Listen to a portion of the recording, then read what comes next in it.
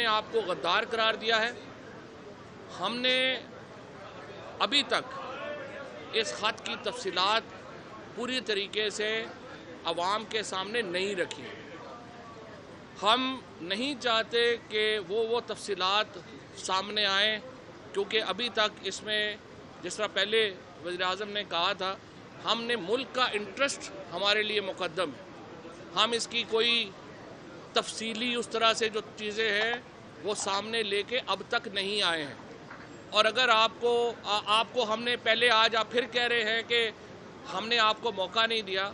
हमने आपके कहने के ऊपर सबसे पहले हमने पार्लियामेंट की सिक्योरिटी कमेटी का इजलास बुलाया इन कैमरा। हमने शहबाज शरीफ साहब को दावत दी, हमने बिलावल को दावत दी, हमने इन सब लोगों को दावत दी कि आप आइए और एविडेंस देखिए। आप नहीं आए।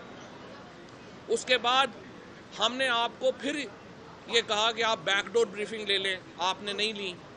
अब भी वक्त है, आप इस तरह से इन मामलात के ऊपर पब्लिक गुफ्तगू ना करें, ये आपके हक में।